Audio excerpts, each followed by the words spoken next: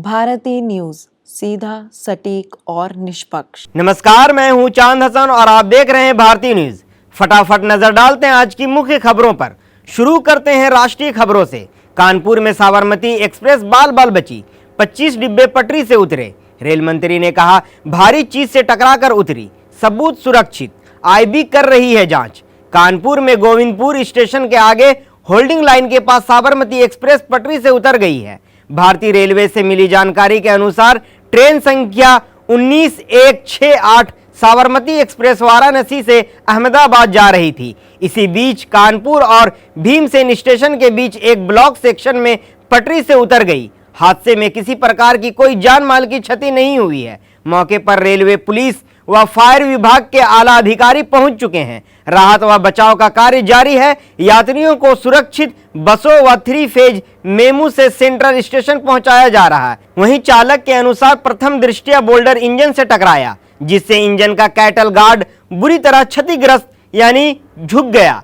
Train की रफ्तार करीब 90 किलोमीटर प्रति घंटे थी। इमरजेंसी ब्रेक लगाकर ट्रेन को रोका गया। कोलकाता रेप मर्डर केस के विरोध में देश भर के अस्पतालों में सिर्फ इमरजेंसी सेवाएं चालू। कोलकाता में ट्रेनी डॉक्टर से रेप मर्डर की घटना के विरोध में देश के सभी अस्पतालों में आज डॉक्टरों की हड़ताल है। देश में मेडिकल स्टाफ की सबसे बड़ी संस्था इंडियन मेडिकल एसोसिएशन यानी IMA ने शनिवार सुबह 6 बजे से रविवार सुबह 6 बजे यानी 24 घंटे के लिए बंद की घोषणा की है। इस दौरान सभी प्राइवेट और सरकारी अस्पतालों में इमरजेंसी सेवाओं के छोड़कर सभी कामकाज बंद रहेंगे। IMA ने 15 अगस्त को हड़ताल की जानकारी दी थी। एसोसिएशन ने कहा कि हड़ताल के दौरान OPD काम नहीं करेंगे। इमरजेंसी के अलावा कोई दूसरी सर्जरी नहीं की जाएगी। 9 अगस्त को कोलकाता के आर्चीकर मेडिकल कॉलेज में on duty post graduate trainee doctor के साथ रेप किया गया था और हत्या कर दी गई। इस घटना के बाद देश भर में डॉक्टरों की हड़ताल और विरोध प्रदर्शन जारी है। इसरो रचेगा नया इतिहास। इसरो बोला दिसंबर में गगनयान पहली उड़ान भरेगा। जीवन रॉकेट के हार्डवेयर श्रीहरिकोटा पहुंच चुका है। दिवेंद्रम में क्रू मॉड्यूल पर काम जारी है।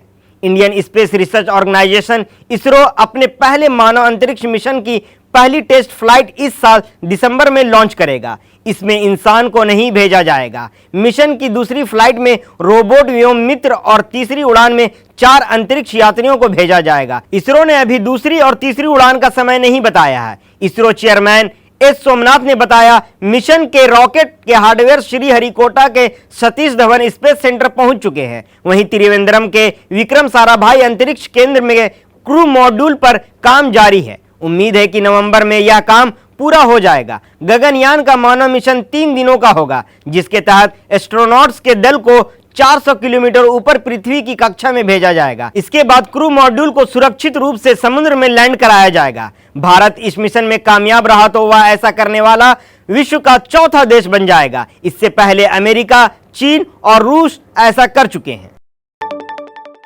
अब आपको ले चलते हैं अंतर्राष्ट्रीय खबरों की ओर। बांग्लादेश के चीफ एडवाइजर बोले हिंदुओं पर हमले को बढ़ा चढ़ाकर दिखाया गया। मोदी से फोन में बात कर अल्पसंख्यकों की सुरक्षा का वादा किया। बांग्लादेश के चीफ एडवाइजर मोहम्मद यूनुस ने शुक्रवार को शाम पीएम नरेंद्र मोदी से फोन पर बात की। उन्होंने बांग्लादेश में हिंदुओं और दूसरे अल्पसंख्यकों की सुरक्षा को लेकर पीएम मोदी को जानकारी दी। यूनुस ने पीएम मोदी से कहा कि अल्पसंख्यकों पर हमलों की रिपोर्ट को बढ़ा चढ़ाकर पेश किया गया। उन्होंने स्थिति को जांचने के लिए भारतीय पत्रकारों को देश का दौरा करने और वहां पर से घटना की रिपोर्टिंग करने के लिए आमंत्रित किया है। पीएम मोदी के अल्पसंख्यकों की सुरक्षा का मुद्दा उठाने पर यूनुस ने कहा कि उनकी सरकार अल्पसंख्यकों समेत देश के सभी नागरिकों की सुरक्षा के लिए कमिटेड है। उन्होंने कहा कि बांग्लादेश में स्थिति अब नियंत्रण में है और देश में जनजीवन सामान्य हो रहा है।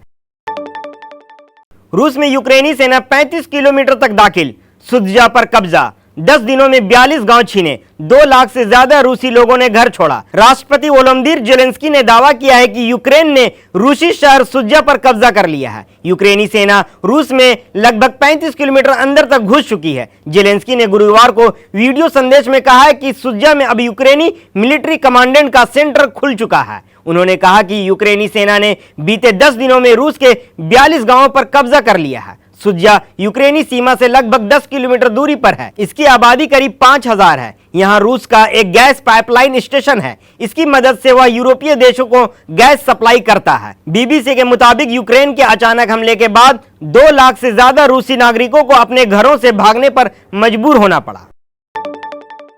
पाइतोंगतान सिवनात्रा थाईलैंड की सबसे युवा व दूसरी महिला पीएम बनी।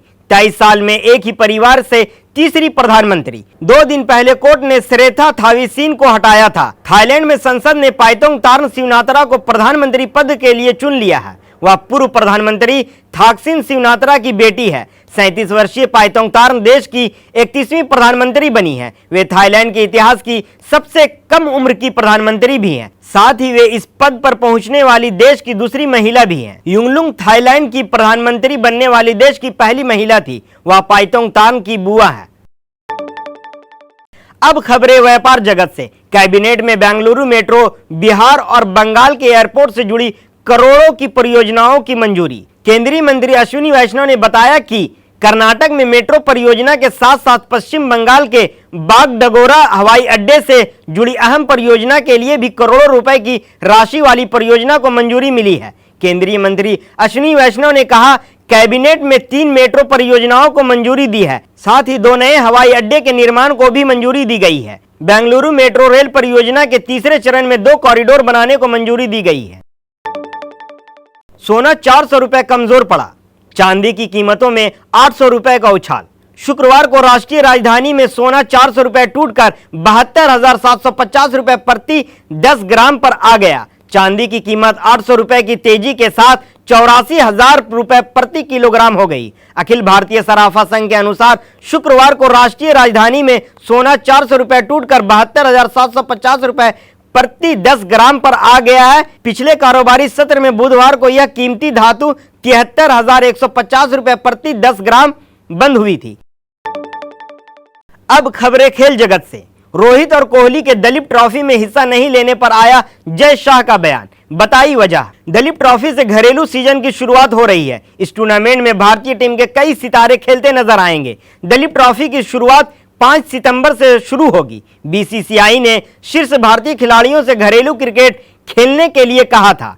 भारतीय क्रिकेट कंट्रोल बोर्ड यानी बीसीसीआई के सचिव जय शाह ने दलीप ट्रॉफी के टूर्नामेंट में रोहित शर्मा और विराट कोहली जैसे स्टार खिलाड़ियों के शामिल नहीं होने पर चुप्पी तोड़ी है और इस बारे में जानकारी दी है। जय शाह ने गुरुवार को कहा कि रोहित और कोहली को चोटिल होने की वजह से इस टूर्नामेंट में हिस्सा नहीं होने दे सकते हैं। भारतीय हॉकी टीम में पीआर श्रीजेश का उत्तराधिकारी हो सकते हैं सूरज। पीआर श्रीजेश ने पेरिस ओलंपिक 2024 के बाद भारतीय हॉकी टीम से संन्यास ले लिया है। अब हॉकी टीम में उनकी जगह नए गोलकीपर की तलाश कर रही है। भारतीय हॉकी के दिग्गज गोलकीपर पीआर श्रीजेश ने पेरिस ओलंपिक 2024 में शानदार प्रदर्शन के बाद नेशनल टीम से संन्यास ले लिया है। 36 वर्षीय श्रीजेश ने अपने 18 साल के करियर में भारतीय हॉकी के लिए 336 अंतर्राष्ट्रीय मैच खेले हैं। उन्होंने लगातार 2 ओलंपिक खेलों में कांस्य पदक जीतकर टीम को गौरवान्वित किया है।